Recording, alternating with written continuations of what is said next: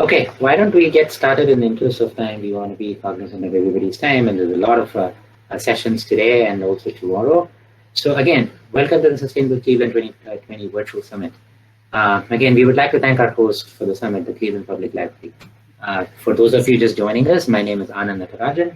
I'm the city's energy manager, and you have joined the Energy Efficiency in a Brave New World, the correct breakout session, as I keep saying. And so a few housekeeping rules.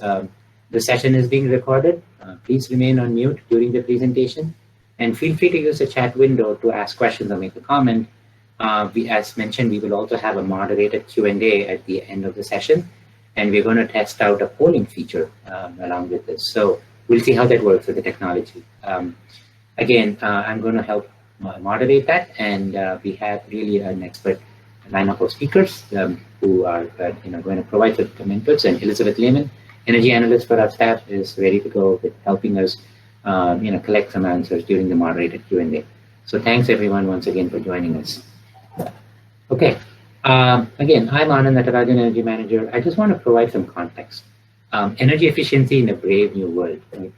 May you live in interesting times. I don't think there's ever been truer. Right? I mean, so it's really a very, very challenging and an interesting time that we're all living in. The impact of COVID pandemic, right? It certainly has had a big impact on the building occupancy, and certainly on energy efficiency and energy management in general. And we're going to talk about that. We're going to hear from our speakers about that too. Impact of the State House Bill 6, energy efficiency in Ohio. We really don't want to delve too much into what could have been, but more in terms of blue sky thinking and from a positive, appreciative inquiry process of what we can. What is possible? What does it mean if we have to reinstate energy efficiency mandates and beyond? The state was a leader, and we want to see how we can get there. And as mentioned again, we are competing with 2 breakout sessions, water and economy. So we're going to do our best to keep you here, and hopefully we get more people joining us. Okay. Just providing some more context about energy efficiency itself. Energy efficiency has multiple benefits. So you heard this morning Chief Jason Wood in the State of Sustainability talk about climate action plan, and just the impact and the focus that we are putting in the city and the community on climate action plan with equity lens mixed into it. And again, energy efficiency plays a big role in reducing greenhouse gas reductions, and we will speak briefly about that again in a few minutes. Dr. Julian Eigenman put it very nicely, and I know there were so many things that he talked about. A couple of things stood out for me from this morning: belonging and becoming. Right, it's so important. And then the whole concept of human versus humane. I think just the one letter makes such a big difference to me. And also the energy efficiency plays a key role in terms of equity and access from an energy access perspective.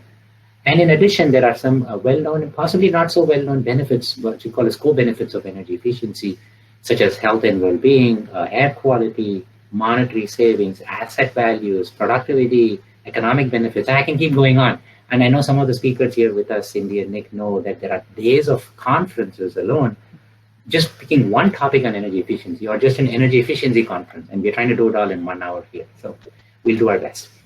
Also, just to provide some context, cities are and must lead by example in advancing energy efficiency. And cities who are willing to do that can also participate in voluntary ranking and scoring. And I think it's really important to note that here that Cleveland was ranked just a few days ago. This came out 29th out of 100 reporting cities, which I think is a moment to pat ourselves on our back. But again, it is not a moment to rest on our laurels by any means. There's a lot of work to be done. But also it is important to recognize that we were tied with Columbus in the state of Ohio. And it's just, it also gives us enough weight that I think we are doing the right thing, or at least being on the right track in terms of energy efficiency. So again, just very briefly about the climate action plan itself, as you might have heard in our State of Sustainability. So we have some goals, right? I mean, overall in the city, we want to reduce our greenhouse gases, again, from a social and equity perspective. But just from a greenhouse gas perspective, we want to reduce our greenhouse gases compared to 2010 baseline by 40% by 2030. And we have an interim goal of 16% by 2020.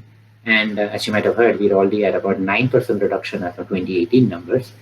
So there is some work to be done. But more importantly, what I would like to stress here is, right, the role that energy efficiency on its own plays. So out of the 40%, 16% total, is the way that we planned for energy efficiency to play an impact. So that's more than 40% of that 40% wedge, as we call it. And this is not even talking about clean energy or sustainable transportation, just energy efficiency alone, and green buildings. So and there is a lot of work to be done. So we have seen like a 9% reduction, but we also notice that a lot of it is from the cleaner grid. And I will pause here because again there is more discussion we can have around this, but also just to provide more context about where we are. Right? And the impact of COVID has had an impact on occupancy and indoor air quality, which certainly you will hear a lot more about. There is a constant tension between the commercial and the residential sector. For instance, we are all coming to you from our homes for the most part. My kids are homeschooling in a different room. My wife is working remotely. So there's a lot going on in our home right now as we speak. So there is an energy use and energy balance that is kind of a constant tension. And it is not a surprise that EIA, the Energy Information, has predicted that this winter our residential bills are going to go higher, which makes it even more of a case for energy efficiency. Plus the energy management industry itself, we are seeing kind of a paradigm shift, a lot of remote monitoring going on. Plus, certainly the jobs have been impacted, but we are seeing it come back as I've talked to a few vendors, and I'm happy to discuss that more during Q&A. We're seeing the residential energy efficiency jobs, for instance, come back slowly with safe protocols. With that, I want to thank you for listening to me, but I think the best part of the program is just it's to come.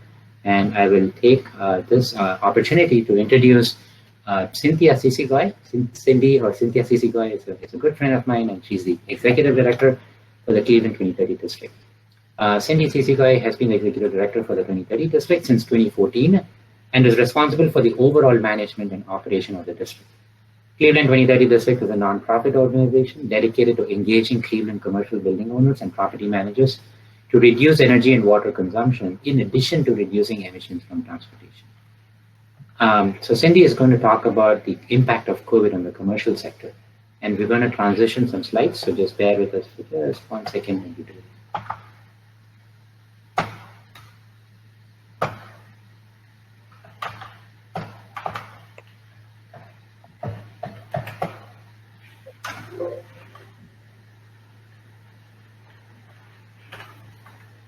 Let me know when you can see the slide. Yep, we're not on the first slide though. Okay. Back one more. There we go.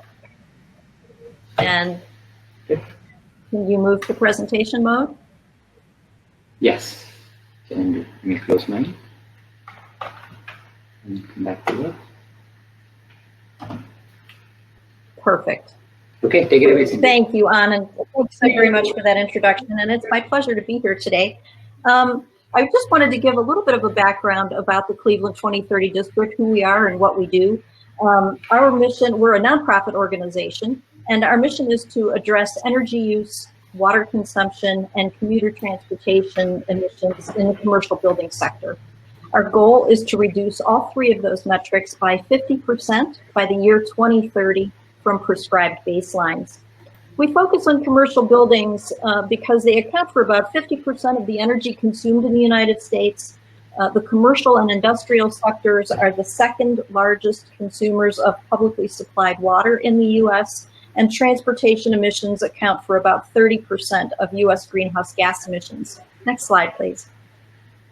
Just to review our timeline and how we got started. I'm not seeing the next slide yet.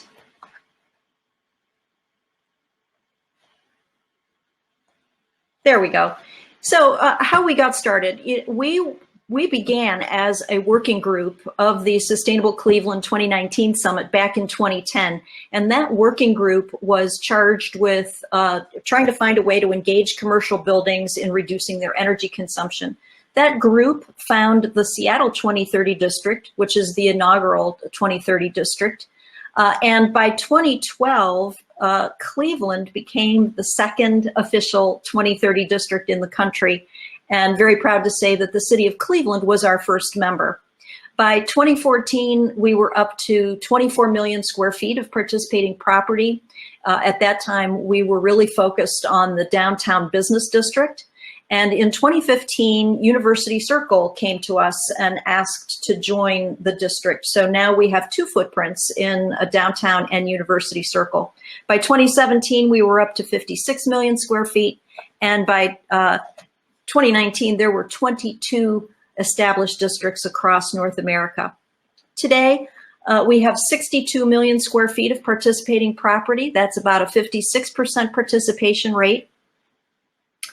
And at the end of 2019, we measured our progress, and we were showing a collective energy reduction of all of our buildings by 25%. Collectively, our buildings were running 20% below baseline in water use and 25% below baseline in commuter transportation emissions. You can see there the figures of, I think, pretty impressive figures in terms of millions of kilograms of CO2 saved, KBTU saved, and millions of gallons of water saved. Next slide, please. Just to give you an idea of who our members are, we have a very diverse set of buildings who have joined us. Everyone from the city of Cleveland, again, the county, the museums, our ballparks and stadiums, Rock and Roll Hall of Fame, and let's not forget Becky's Bar and Grill. Next slide, please. Our model is really very simple. We have a number of professional partners who have joined the district, and they provide their services to help our members achieve those 50% reduction goals. So there's a look at our 52 professional partners participating in the district. Next slide, please. And then we have a number of community partners who have also joined the district. These organizations help us in quite a variety of ways, including helping us with education sessions, for example, but many of them have missions that are aligned with the 2030 district. Next slide. Again, we are a nonprofit, and there is no fee for our members to join us. So we always want to take a chance to say thank you to our funders and our sponsors, particularly City of Cleveland and Cleveland Foundation, our 2 biggest funders. Next slide, please. So let's get into the impacts of COVID-19 on the commercial sector. And, you know, I'll start by saying I think we have more questions than answers. We've never experienced a time like this or a pandemic like this that has impacted our country and the world, for that matter, the way this pandemic has. And so, you know, this is top of mind for everyone. In March, we shut down. Most of us, except for essential workers, began to work from home. We're seeing many are still working remotely. And we'll probably continue to work remotely certainly for the rest of the year and probably into 2021 as well. Some buildings that are single occupancy buildings, we've seen maybe they have more control over how people are coming and going in the building. And we're seeing those are the types of buildings that are more likely to reoccupy, maybe not at full capacity. Maybe they've got some staggered work schedules. But it's the high-rise building, the multi-tenant buildings that are really less likely to be fully reoccupied at this time. They are giving some, you know, employees options to come in on a limited basis or a revised schedule so they can monitor the number of people coming in and out. But the big question is, you know, will we reoccupy commercial buildings the same way we did pre-pandemic? You know, I think the jury is still out on that. I know that a number of organizations are just reevaluating their need for space. Obviously, commercial lease is a big ticket item on anyone's budget. In terms of energy and water use, I think everyone had some expectations that there were going to be huge dramatic reductions in energy use because of the shutdown. I recently heard a presentation from EPA Energy Star portfolio manager, and the presenter shared that they administered a survey, and the most common response more than 30% from office buildings was that they were experiencing a 10 to 25% reduction in energy use, and a total of about 50% of responses said somewhere between 10 and 50%. But that's despite 30% reporting a 75% or more reduction in occupancy, and an additional 30% reporting more than a 90% reduction in occupancy. So there's a little bit of a disconnect there. And warehouse sector and the multifamily sector was really by far showing no change in energy use. 2030 districts don't have a lot of data yet, so what I say, please take with a grain of salt. But typically, the districts around the country are mirroring that EPA result. We're not seeing huge reductions in energy consumption through the shutdown. Again, we don't have a lot of data collected just yet, but we are seeing a little greater reduction in water use. I think there could be a number of reasons for that. We could spend an hour just going over that, but I think part of it was as buildings shut down, they had no idea that it was going to be shut down for this long. And if you're running a huge office tower, for example, you just can't shut the building down completely. It's not like shutting the lights off. In terms of transportation, again, more questions than answers. I think we've all seen those satellite photos of urban cities like LA with clear skies during the shutdown, and even Cleveland experienced some clearing during the shutdown. I did reach out to NOACA looking for some data. They don't have their data collected yet on this either, but they did provide a couple of articles that I read that are claiming that the reduction in CO2 emissions are not proportionate with the reduction in the number of cars that were off the road during the shutdown. One possible explanation is that over-the-road trucks are still a very significant contributor to emissions during the shutdown. So I think the takeaway is we still need more data and, again, more questions than answers on all these issues. Next slide, please. There are a number of things that the commercial building sector is doing to make people more comfortable as they re-enter public spaces. Offices are limiting occupancy, redesigning workspaces for social distancing, for example, maybe making conference rooms either off limits or reducing the number of people who can be in a conference room, shutting down cafeterias. Public spaces like museums, retail stores, we've all experienced this. They're limiting the number of people inside. Certainly increased and very different cleaning and disinfecting protocols, more often and more thorough cleanings. ASHRAE has provided a number of recommendations for increased air intake in HVAC systems to address indoor air quality. And also recommending that we reevaluate filtration, recommending building managers really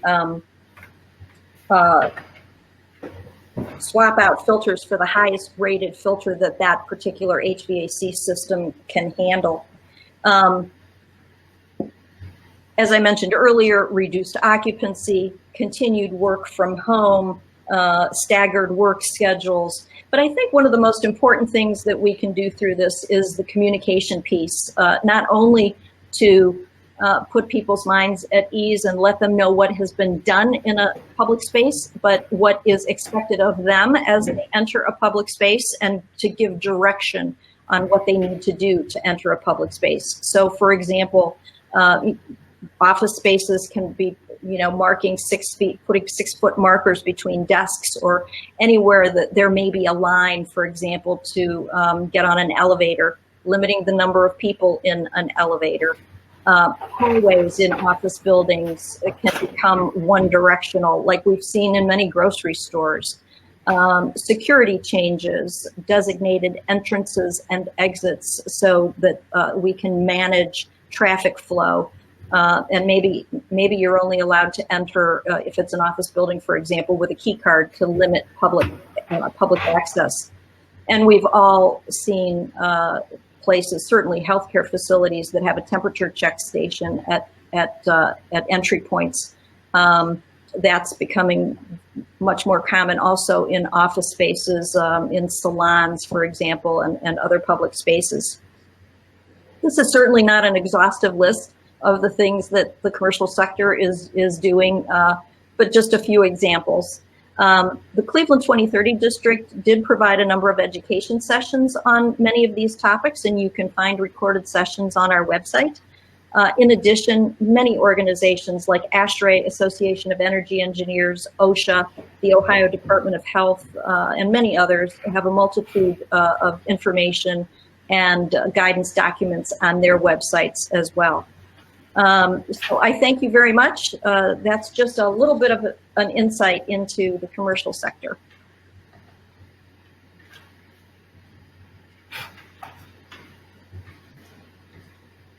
Great, that was terrific, Cindy, if you can hear me. So let me just turn on my camera again. So yeah, that was just a wealth of information. I told you folks, I think, it's great. Now you have you better not go anywhere. You better come in more. We have another speaker lined up, and so that was a wealth of resources. And I hope you all took notes, because there is a question coming up, a quiz question coming up later. So we're going to ask something similar, but we also want to encourage and ask your input too about what else we can do, we can all be doing in terms of increasing efficiency. Let me get situated with the next speaker. Just give me a minute as I do this. And let me know if you can see my slides. So I'm going to events and be able to introduce the next speaker lining up. Great. So it is my pleasure to introduce our next speaker for the panel, Nick Dreher. Nick Dreher is a policy director, and he works for the Midwest Energy Efficiency Alliance. So in his capacity there, he's responsible for overseeing MIA, as it's called, the short form, MIA's policy and advocacy operations. Nick leverages a decade of experience in natural resources, including public policy. Nick is committed to increasing awareness and the impact of energy efficiency policies throughout the Midwest, and with a special focus on energy equity and inclusion, which is so important, as we heard today, industrial policy and energy efficiency's economic and societal benefits. His areas of expertise include affordable multifamily energy efficiency, industrial energy efficiency, integrated resource planning, energy efficiency, resource standards, and cost effectiveness testing. That is terrific, Nick. We really look forward to hearing from you. So Nick is going to focus on energy efficiency mandates. We told you we are living in a brave new world, so he's going to explain what it means and why that is so. Take it away, Nick. Great. Thank you for having me, everyone, as I pull up my shared screen. Get my presentation going. Great. Hopefully you all can see that and double click to make it larger. First, Cindy, that was fantastic. Thanks for that. I really enjoyed your presentation. And let me just move to kind of talking about the higher level policy. So first, an introduction. I'm Nick Dreher, Policy Director at MIA. Let me make sure I can click through this. Okay, great. So for those of you who don't know anything about MIA, I just wanted to provide a short kind of introduction. So we're a membership-based nonprofit organization based in Chicago, but we cover a 13-state territory, as you can see on this map. And our members include investor-owned utilities, municipal utilities, rural electric cooperatives on the utility side, and then also energy efficiency businesses, all the folks who run energy efficiency programs for utilities, energy service companies, and some of the aggregators and other kind of data analytics folks who are providing behavioral information to customers, as well as working with utilities to ensure they're right-sizing programs for their customer segments. We also have research institutions. The the American Council on an Energy Efficient Economy, ACEEE, as well as other smaller research institutions in the Midwest, state and local governments. So we also have a lot of state energy offices. So we think of ourselves as being that membership organization that brings together the entire energy efficiency industry in the Midwest. And we are nonpartisan or bipartisan. We don't take official positions on legislation. We don't lobby. We don't intervene in utility cases at the public service commissions in the Midwest.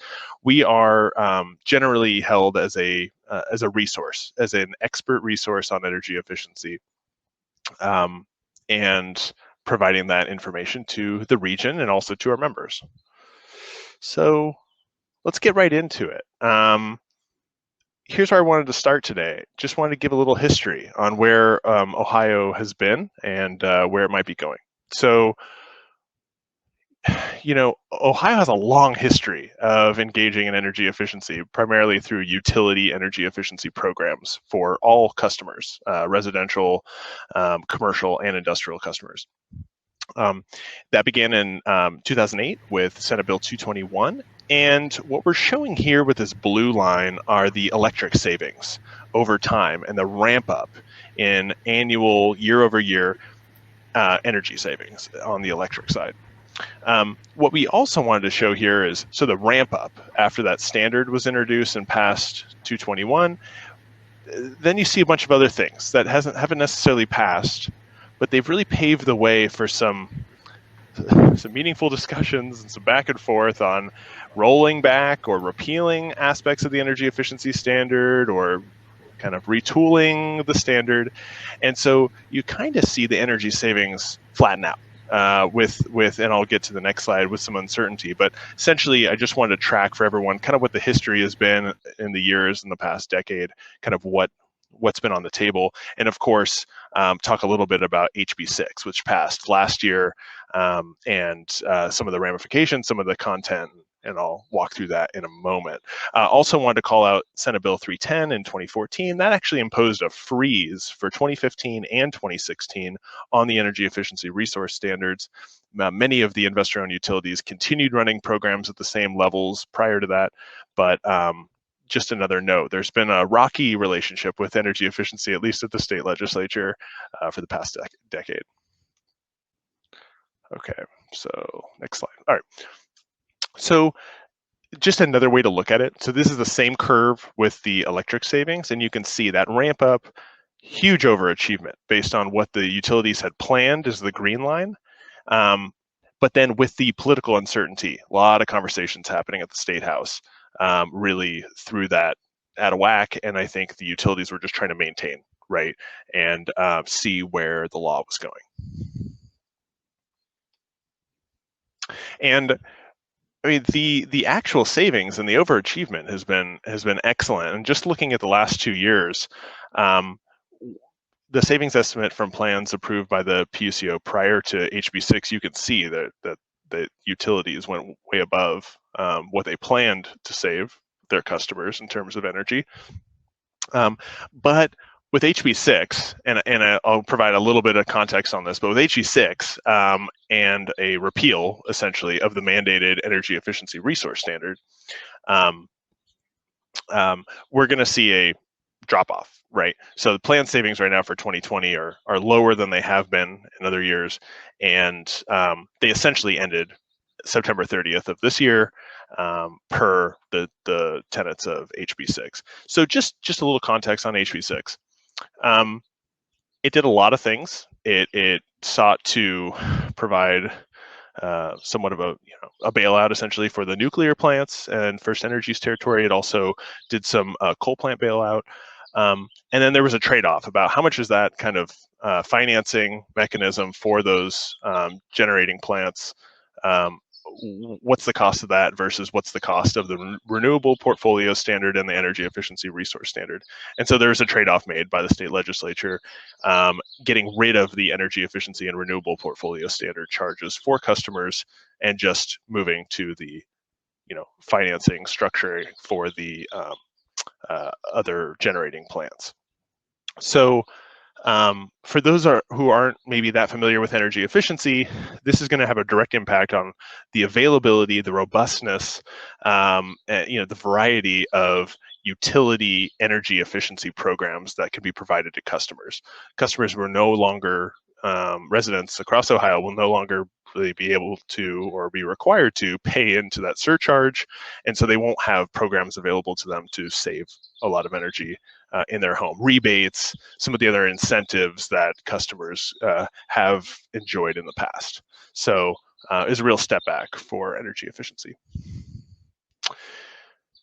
And kind of what happens next? We've heard all the news over the summer with regard to the scandal and involving the House and the passage of HB6 and questions about money changing hands to push that through.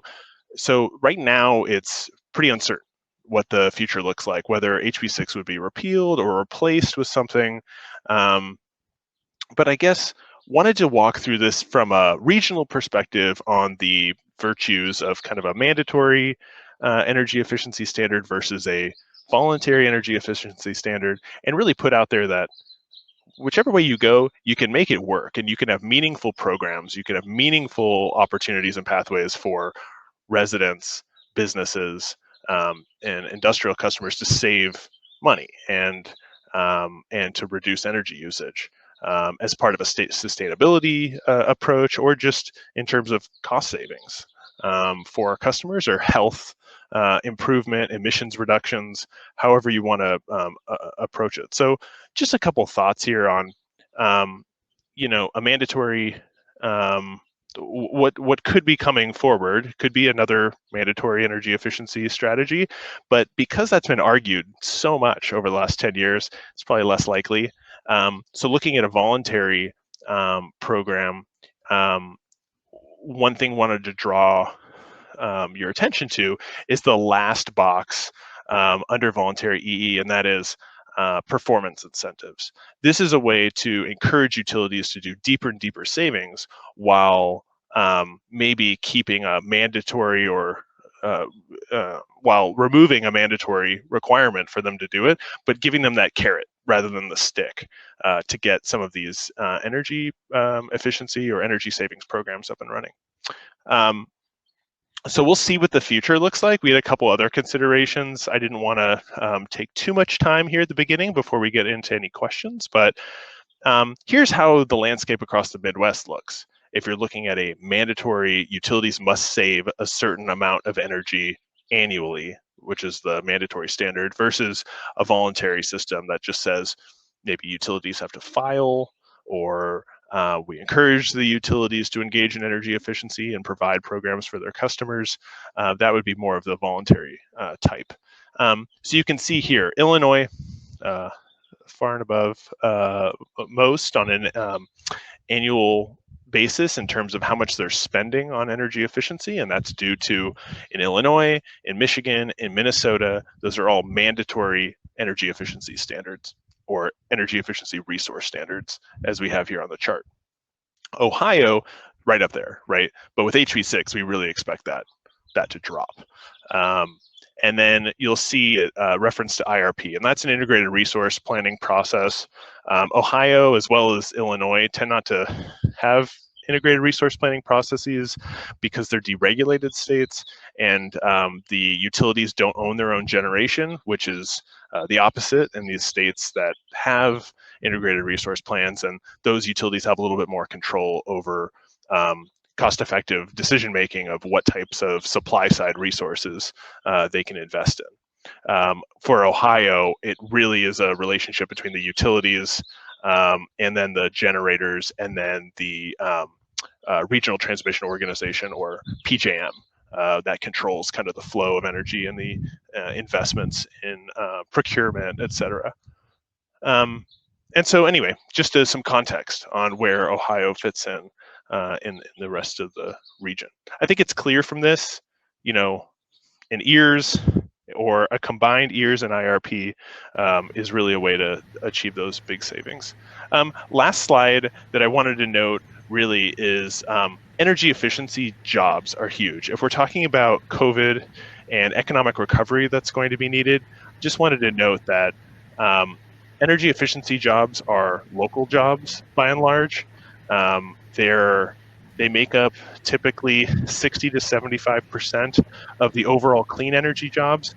In the Midwest alone, we've got about 600,000 jobs, which has come down a bit as a result of COVID and job losses. And I would draw your attention once these slides are shared with the attendees.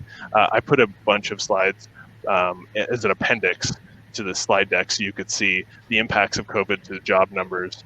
And I think that's just for situational awareness when we're thinking about workforce development and thinking about ways to economically recover, looking for equitable solutions and inclusive strategies and stakeholder processes to engage communities that are most hard hit by the pandemic. So, quick little plug: we have a COATS conference next week. Just wanted to mention, and then thank you for the time, and I look forward to questions, and I look forward to engaging in conversation. Thanks for having me.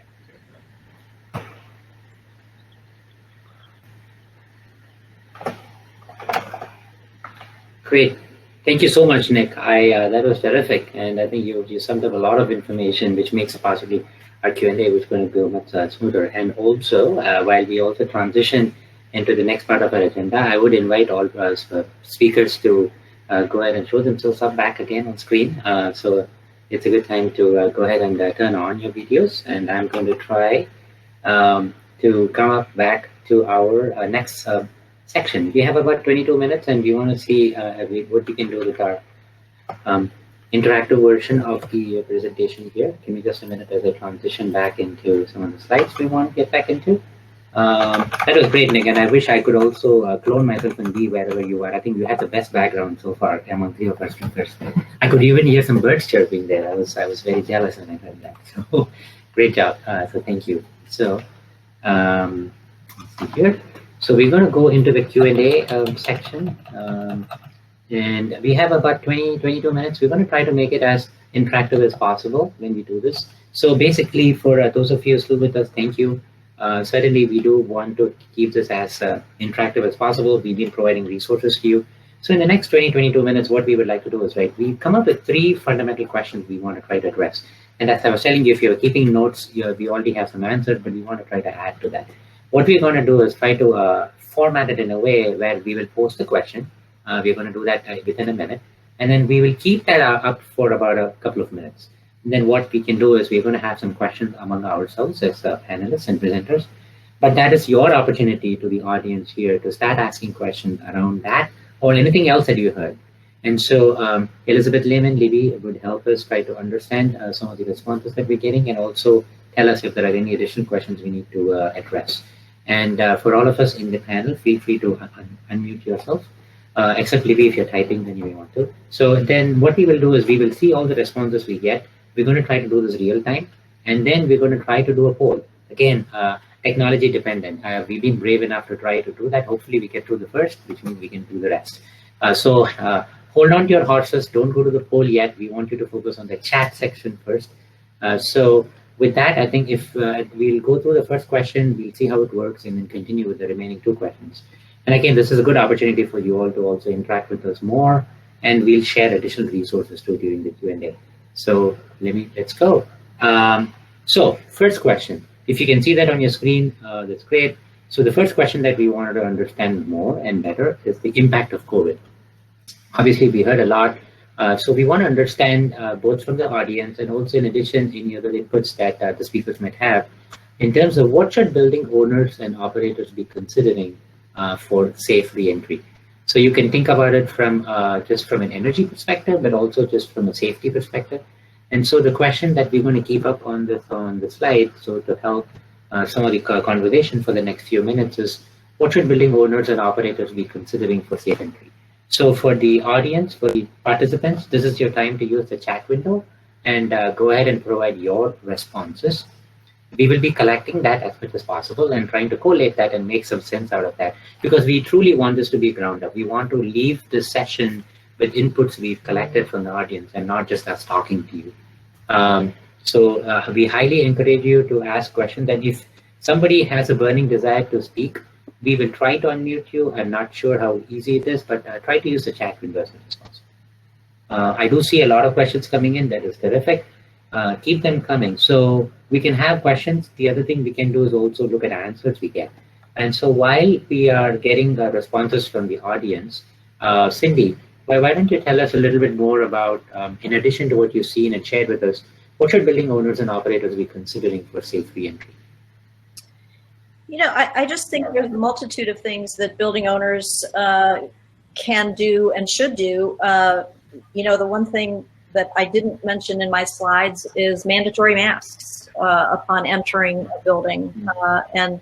Again, I want to go back to that point that I made. I think communication is just so important, not only to put people at ease when they enter a public space, but to give them direction, tell them what to expect when they enter that space, what they need to do. Again, so many of these buildings are also trying to manage traffic flow, and so there may be a certain path that you need to take through the building, certain entry points, certain exit points. Again, manage keeping people a safe distance apart. And I think it just depends on what type of building you're talking about.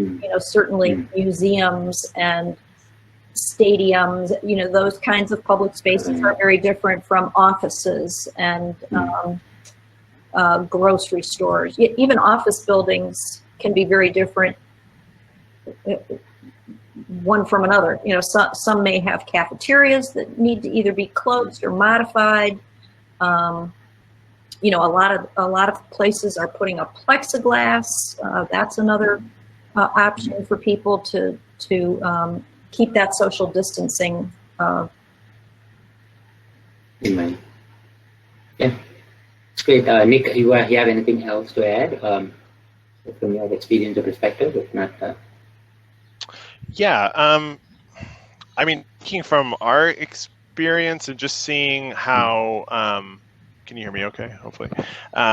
yes. Yeah, seeing how long this is persisting. I just think we expect a lot of people will be staying at home, or that offices are like mine, which is in downtown Chicago, will be remaining flexible, and then it's a matter of and so I'm going to slightly take this in a different direction, but it's a matter of like how soon will we be entirely comfortable with utilities going back into homes or them going back to work, and thinking about it that way as well.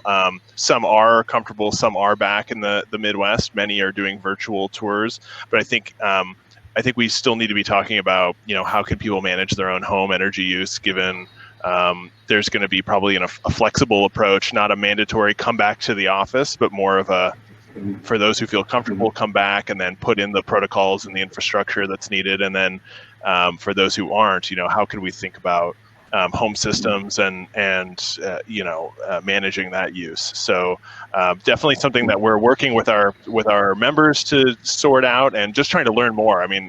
Cindy, your comments are really instructive, I think, and thinking about how best to manage this one of them buildings. So thanks. Great. That is terrific. We heard a lot, and I'm also seeing quite a few responses coming in. So why don't we maybe pause and see how we're doing in terms of how much we collected, and whether we need to take some time in order to review what we've gotten before we go to the next question. And the poll question will come up as soon as we are done quickly through this process. You can see if we got, and to do this somewhat real time, and it's terrific. So as you can see on my screen, if you can see that, we've already started collating responses. Thank you, Libby, that was terrific. Trying to have quite a few responses. Again, we're trying to organize them, and now is the time to do it. We can also share inputs we receive as recording, and also resources afterwards too. So I'm going to try to see if we get signage, indoor air, bipolar ionization comes up, clear communication. That's a good one. Let me see if I can zoom in a bit more so that you can see my screen better. Like I said, we're really trying to use the technology as much as possible so that we can share with you real time and keep this as interactive as possible. Once we do this, we will try to set up a poll. We have a poll set up. We'll try to open it up for a poll. It could be 4, it could be 5 responses. We just want to get some feedback in terms of what you feel is possibly your first choice or second choice.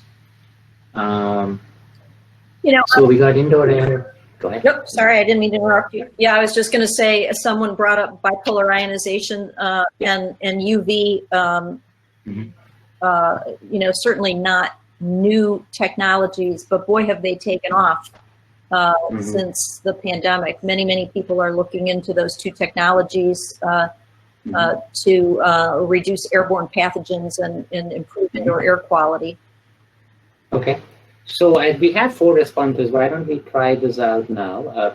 Libby, do you have any more coming up, or should we just try to open that? Okay. And so why don't we just do this using this poll? So for the audience, this is your opportunity to interact with us. And I know that there are more questions coming up. So feel free to maximize the window where you have the responses we collected in real time. So we have indoor air and recirculation, less outside air. So what we've done with the poll, this is for the audience. If you can tap through to the next tab you see on the right. So if you could go across to the poll, basically what we're asking you to do is, pick your first choice in, let's say, these 4 responses we have for the question. What do you think resonates with you the most, or what do you think the building owner should do? And we'll see where we land. It might be an interesting choice in terms of what we end up. So essentially, we just have the responses numbered. So the first response, and I will read it out again, is indoor air and recirculating it, less outside air, by cleaning the indoor air. Bipolar ionization is number 2. Clear communication between building owners and users of the building is number 3. Additional signage regarding social distancing, including floor decals. I got another one. It's response 5, which is positive messaging. So we have 5. So your poll time starts now. So we can give about 30 seconds. Anna, and then see where we land. Can you make your typed face a little bigger? I think people might have trouble reading that. Yeah, no problem. So let me see if we can do that now.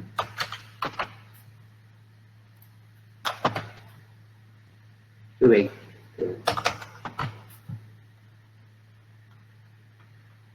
Indoor air, bipolar ionization, clear communication between the building owner and the users of the building, and positive messaging, and additional signage. So yeah, the poll just got concluded. We got a few responses in. I don't know how long it took, but yeah, we got 2 votes. I can see the results coming in. So we have 19 votes for response 1, and it's still coming in.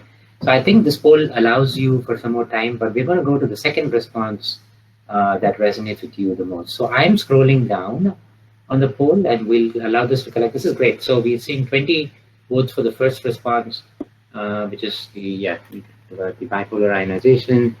By cleaning the indoor air and recirculating it, less outside air. We have 4 for clear communication between building and owners, and we have 2 for additional signage so far. I think we have to do a better job of explaining the bipolar ionization likely. So, but that's good feedback. So thank you. This was very helpful. So going to the second choice, and so just on the same question, if there is anything else that also resonated with you for these 5 responses we got. Again, this is all audience driven. So we had a lot of great input from Cindy. Some of them were here, but if you can put in your second choice right now, then we'll go to the next question. So again, this is open up to the audience again to provide that polling in terms of what is the second choice I think should we all do. Again, you only have 5, so don't go to 6 through 10. We only managed to get 1 through 5. So restrict your answers to 1 through 5, please. Okay. I'll allow it to collect. So I'm seeing again response 1, which is the HVAC, and now we're getting some responses for the bipolar ionization. So yay for anybody who, I think I'm glad that somebody was reading that. I think we had to increase the font phase too, but enhance the air quality. So there's so much we can see in terms of the impact of air quality, right? Obviously it has a trade-off with energy efficiency, but there are ways to balance that. So I think we will pause here. We see about 9 for response 1 and 2 for response, 5 for response 2 and 1 for response 3. Great. Okay.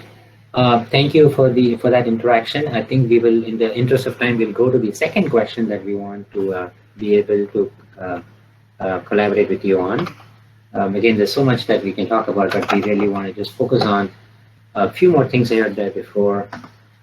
Yeah. So the next question we want to address and talk about, again, very similar format. We'll see how much time we have to do for the poll. But you heard a lot from Nick about statewide energy efficiency mandates or benchmarks. What should they look like going forward? And again, if you paid attention, possibly you might have some answers to this. So again, we'll leave now, just in the interest of time, possibly a couple of minutes for the chat. So the question is, what should statewide energy efficiency mandates or benchmarks look like? Just think about it from a positive perspective. We don't want to delve into what did not happen. What does it mean for utilities? What does it mean for residents? What does it mean for the city? And how can we continue to expand on that? So we'll give just about a couple of minutes in the interest of time, and we will try to collect the responses as we get them and do the same thing, to the same process. So while we're waiting for responses, so Nick, is there anything else that Ohio or the city or the investor-owned utilities especially should be doing to catch up and even accelerate, if you may, on the energy efficiency standard? Yeah, and I'll just say we have to be really mindful about why we do energy efficiency and what the value is and what the framing is for any overarching policy. So, for instance, you think of energy efficiency really as the first fuel. It's the first step. If you're going to engage in any other renewable energy development or other energy, whether you're a city where you're thinking about community solar, you're thinking about microgrids, you're thinking about other, combined heat and power and other ways to kind of diversify the grid and provide different supply side resources as well as leverage distributed energy resources. Energy efficiency is the first step just to ensure you're right-sizing those solutions. So you're not spending more, you're not investing more than you need to, and you're not building out the infrastructure larger than it needs to be beyond, the reasonable overcapacity, just in case. So it should be, we could think about a mandate really, or even just a policy. Don't think about a mandate, but we can think about a policy that says maybe all cost-effective resources. We want to make sure that whatever utilities or others are engaging in really prioritizes those cost-effective kind of long view and single year savings opportunities to put the customers in the right position, but set up the whole state or set up the city for a affordable, reliable, kind of healthy energy system going forward. So yeah, what could that look like in Ohio going forward? I think we're going to need to get creative, and I think we could borrow some language from our friends to the north in Michigan, and that would be thinking not of energy efficiency, which is kind of a jargon term, but thinking about energy waste reduction, right? Let's reduce energy waste so that we can make, reliable energy decisions going forward at a more cost-effective rate for all. And whether you gear that toward an emissions reductions approach or you gear that just toward reliability and resiliency for cities and the state writ large, happy to talk further, but I see a lot of those things as coming in and ensuring that affordability is key, particularly in light of COVID and for communities. Yeah, sorry, go ahead. Yeah. No, that's great. I'm eager to see what the responses look like too. So maybe I should turn our attention. Also, that is great, Nick, and that was terrific. And also your slides too have a lot of good information there. So let me see if we can pull up the Google Doc as I did before and see if we have responses coming in that I can scroll to. And then we'll open up the poll like we did the last time. So, let me see.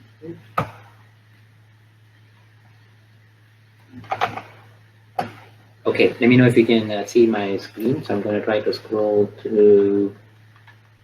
Wow, look at that, Libby. Thank you so much for keeping on top of this. Appreciate it. This is real. This is working out, and thank you. So yeah, we're seeing a lot of good information here from the audience. Thank you again, audience. So we really appreciate your inputs here. Encourage policies that provide incentives for businesses, new construction meeting LEED requirements, energy efficiency mandates increasing incrementally. Okay. Pursue mechanisms that tie the monetary benefits and control of the systems for communities through revolutionary structural changes. Wow, that is very powerful, response 4. City use public properties and adding renewables that would help during downtime. Yeah, that makes sense, especially in socially economically disadvantaged areas. That resonates a lot. So how about this? We pause here, and I'm sure you guys have more feedback. We will have the session recorded. We are recording it. We'll collect through the responses. So why don't we do a quick poll on the 5? I will try to keep it up on my screen, and for folks in the audience and us two presenters. So if you can go to the third poll, which is the first subset question, first choice for your statewide energy efficiency mandate or benchmark. So we have 5 choices. This is purely audience driven. It's encourage policies that provide incentives for businesses to leverage energy programming, new construction, lead energy efficiency mandates, increasing incrementally, pursue mechanisms that tie the monetary benefits and control to our communities through revolutionary structural changes. I love that. City use public properties for renewable energy. So 30 seconds for the first one, and then we'll try to keep going on the third question.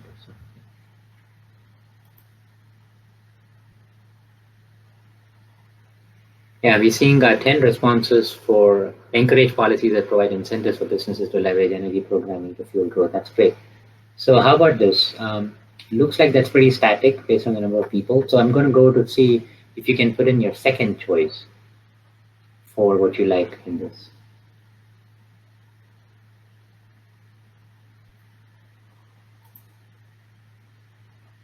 Okay, so we have about, I would say, about even 3 votes for the first response, the 2 votes for energy efficiency mandates increasing incrementally, and 3 for the structural changes. That's great. Well, actually, the poll is increasing, so we might just give it a minute to see what happens when we can come back to it too. So I can see that the first one seems to resonate the most with a lot of folks, that is providing incentives for businesses to leverage energy programming. I'm assuming some of this also would tie into our investor-owned utilities. So we're coming up close to the hour. I want to be cognizant of people's time. I do want to pose a third question and just maybe have one conversation unless we get cut off, which I don't think we will. And then we can end with that. So this has been very useful. Thank you all again. If you just bear with us, we'll just go through one question. And then we just want to at least get some inputs, or we can just at least post a question, and feel free to continue to communicate with us using the chat window. And then we will end this section quickly. Okay, so that was great. Thank you again. We got good feedback. I'm just going to go through the one food for thought, I guess, in terms of what we want to think about the role of the city and the community stakeholders. So feel free to think through this question if you want to provide your responses during the day. There are other sessions too like this, Taylor. So what should be the city's role and the community stakeholders and partners in accelerating energy efficiency? So we may not have enough time to go through this in this discussion, but feel free to weigh in through the chat window and or provide us. You have all our emails that we presented. You will get a recording too, so don't think that this is the end, but certainly provide us what should the city be doing and other community stakeholders be doing in accelerating energy efficiency. Okay? So I just want to keep that out there, and just in the interest of time, I know we have some break between breakout sessions, but certainly don't want to take up all of that. Again, this is my opportunity again to thank you for joining us, and just a big thank you again to all our speakers and making this virtual session happen. And especially to our Office of Sustainability staff, especially Libby, thank you so much for keeping up with all the notes and making this as real time as possible. So we will do our best to collect them and provide all this and distribute them with the session recordings. And if you are interested in additional energy and green building sessions, we have a lot to offer. There is a lead for cities right after this at 3:15, so stay tuned for that.